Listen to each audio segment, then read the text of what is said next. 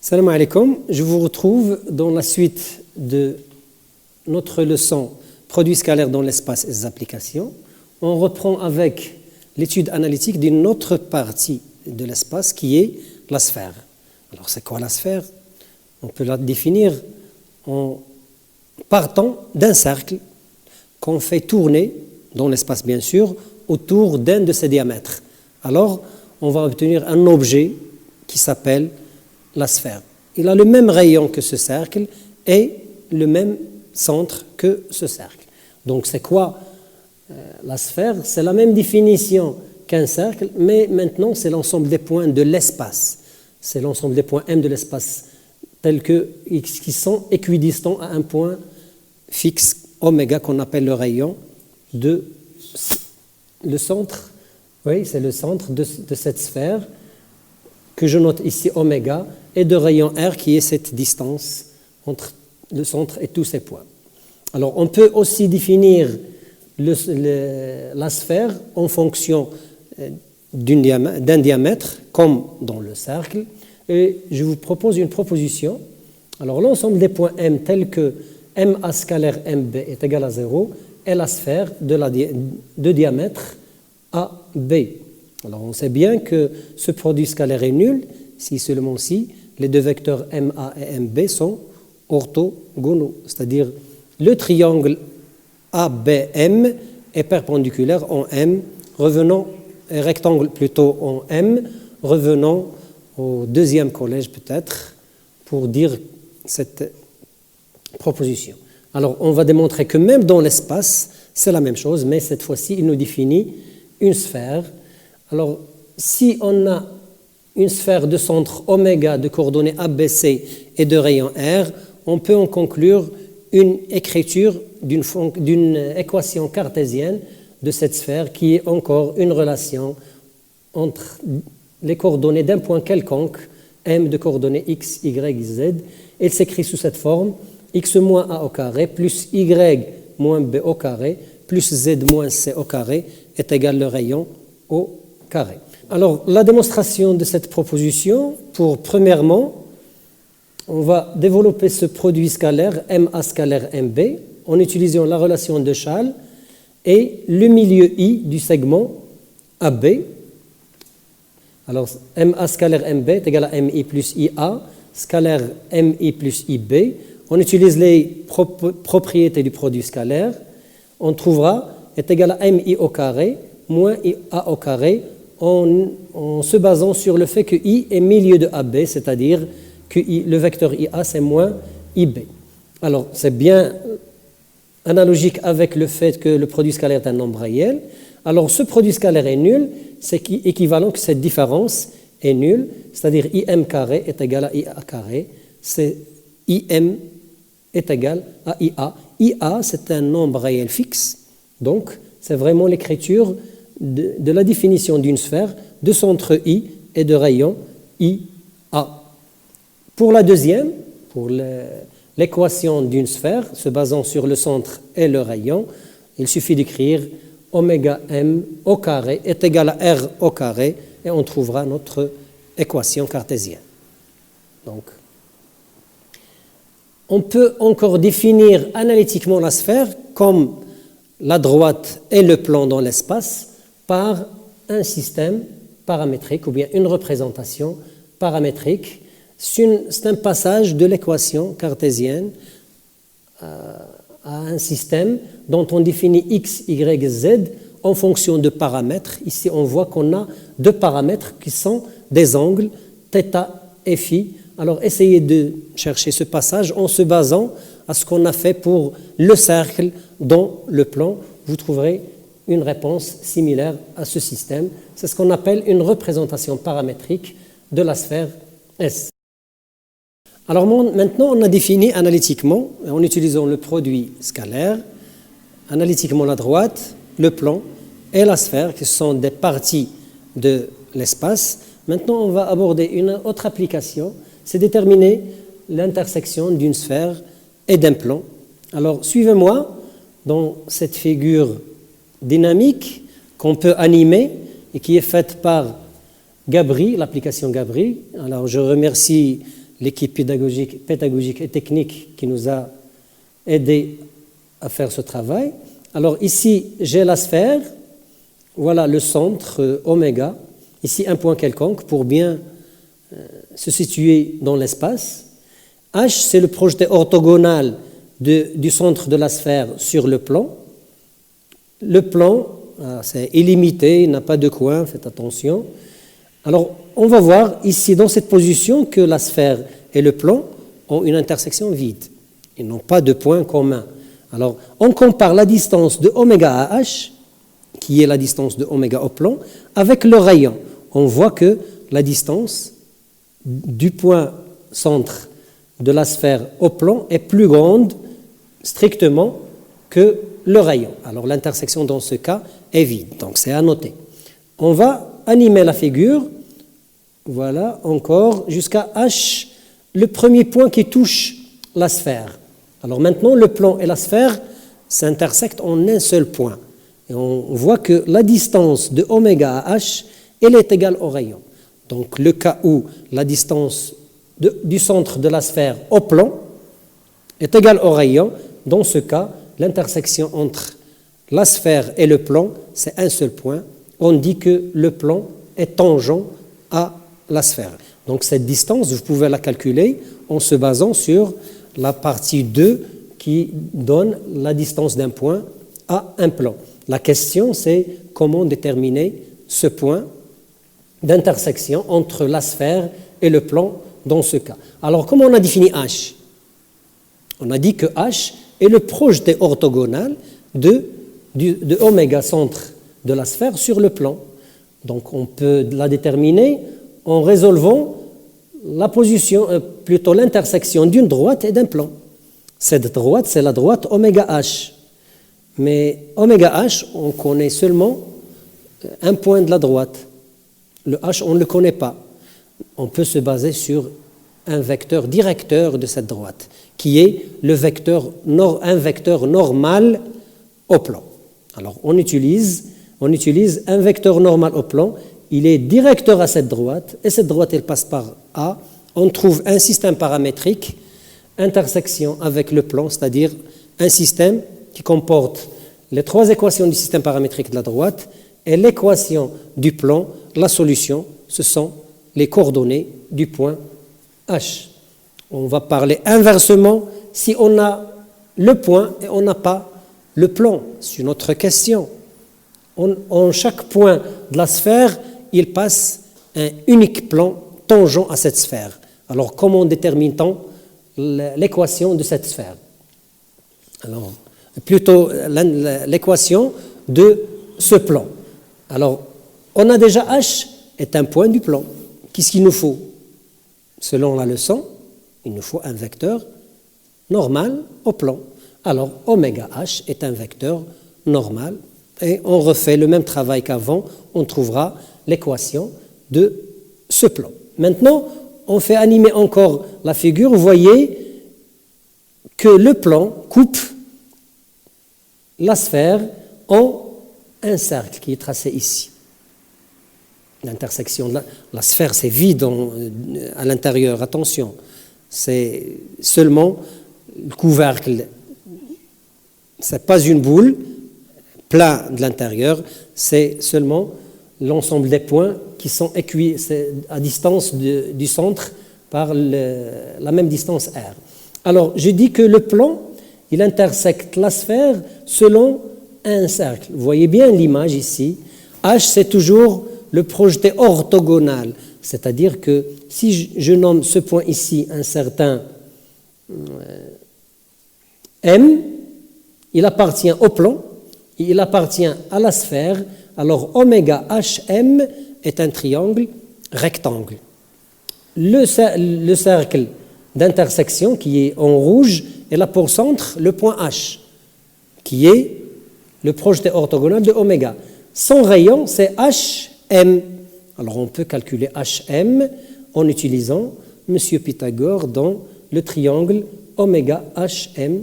Alors cette distance HM au carré, c'est l'hypoténuse qui est le rayon de la sphère au carré moins oméga H au carré, on fait la racine carrée, puis on passe. On anime encore notre figure. Alors on fait encore bouger le plan en haut jusqu'à ce que H soit confondu avec oméga. Alors dans ce cas, c'est aussi l'intersection, c'est un cercle, on l'appelle le grand cercle. C'est l'intersection parce qu'elle a le plus grand rayon possible. Le plan intersecte la sphère en le grand cercle de centre, le centre de la sphère, et de rayon, le rayon de la sphère. Et la même chose par symétrie, ça se passe dans l'autre côté. Alors, c'est la même chose qui se passe encore. Alors maintenant, on va passer à une illustration fixe, figure fixe. Vous voyez ici la sphère sans intersection, ou bien intersection vide avec le plan. Ici, il intersecte en un seul point, qui est H. Ici, selon un cercle dont on peut maintenant déterminer le centre et le rayon. Voilà un petit exercice, petit grand. On a un faisceau de sphères. Alors, les sphères SM, paramétrées par un réel M, d'équation,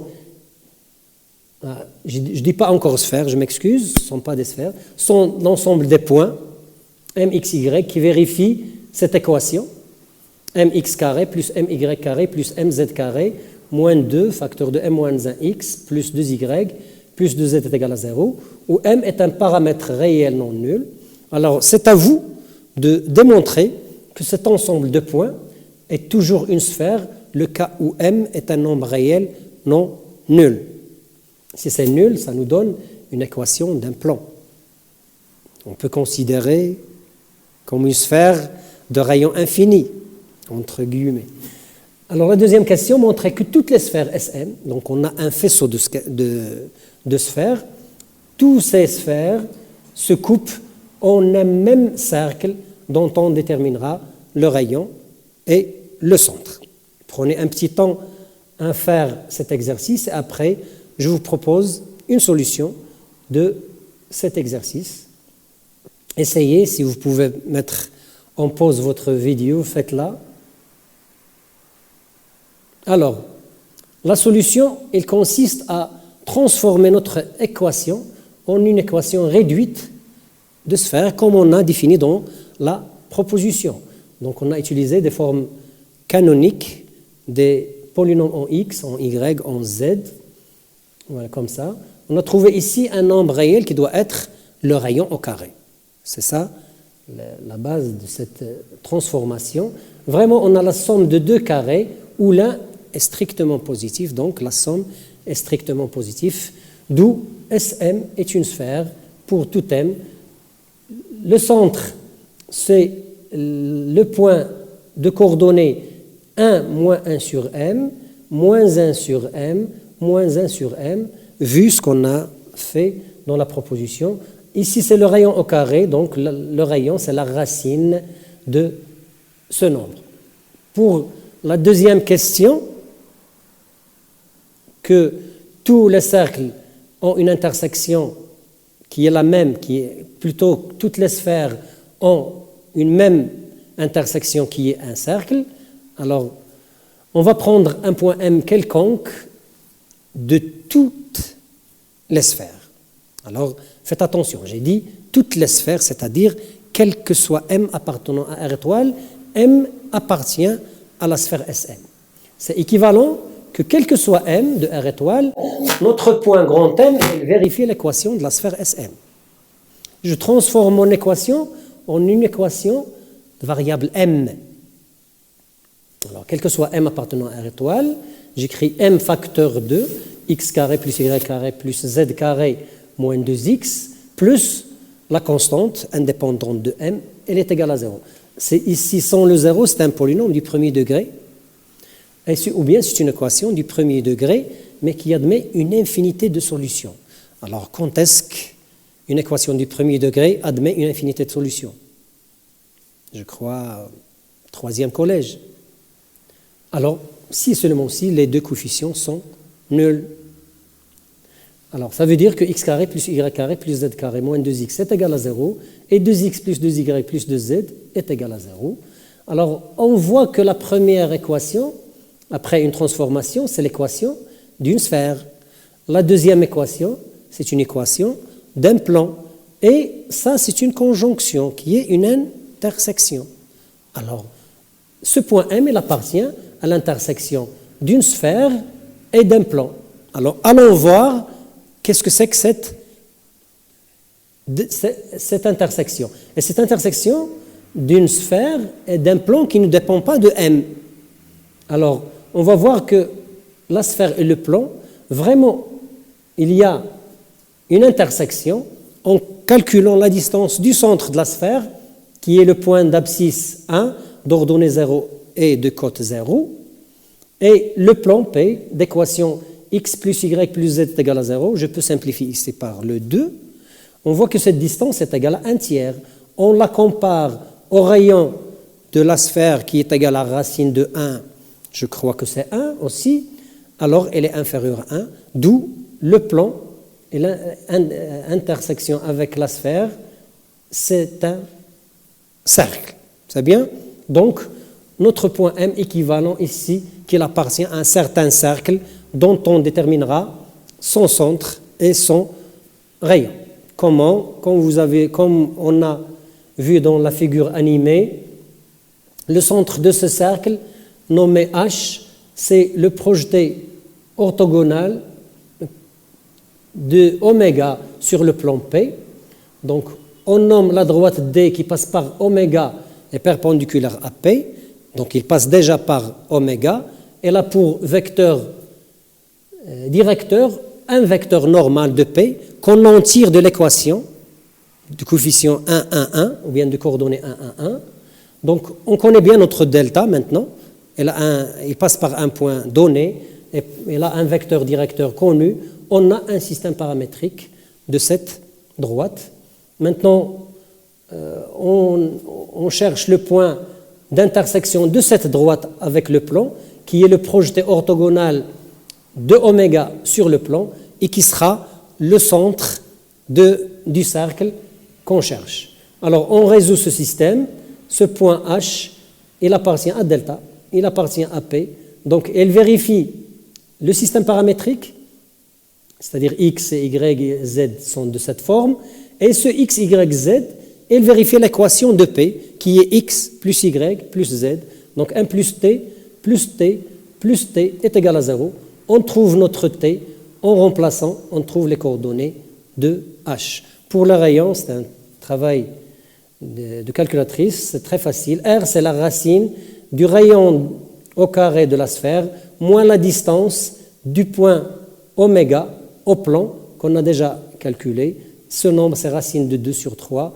Et maintenant, toutes les sphères se coupent suivant ce cercle de centre oméga plutôt h de coordonnées 2 tiers, moins 1 tiers, moins 1 tiers, et de rayon racine de 2 sur 3. J'espère bien que c'est riche, ça vous donne beaucoup de compétences et de techniques, et j'aime bien vous donner un devoir maison après cet exercice, un autre exercice qui rassemble presque beaucoup de questions qui se basent sur tous les paragraphes de la leçon. Je vous lis l'exercice, prenez-le.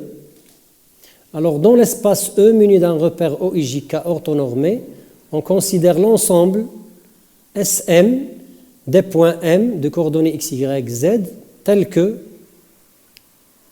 ces points vérifient l'équation x carré plus y carré plus z carré plus mx plus 2 facteurs de m moins 1 y plus m plus 4 z plus 1 est égal à 0, où m est un paramètre réel.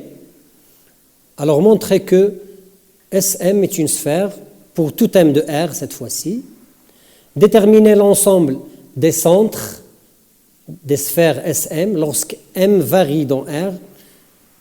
Montrez qu'il existe un cercle C, inclus dans toutes les sphères SM, quel que soit M appartenant à R, et déterminer une équation cartésienne du plan P qui contient ce cercle, soit M un point, plutôt M0, un point de coordonnées x0, y0, z0 dans l'espace, tel que M0 n'appartient pas à ce plan P, montrer qu'il existe une sphère unique qui passe par ce point M0.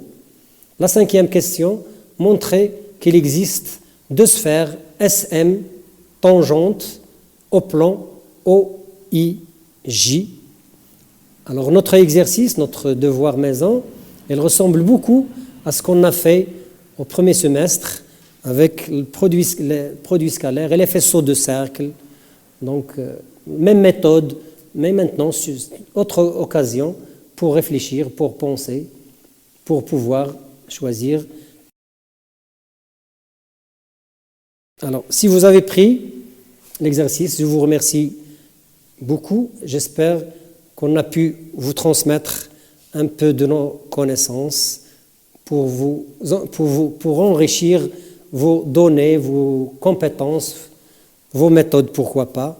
Et je vous trouve, Inch'Allah, dans une autre leçon. Assalamu alaikum wa rahmatullahi ta'ala wa barakatuh.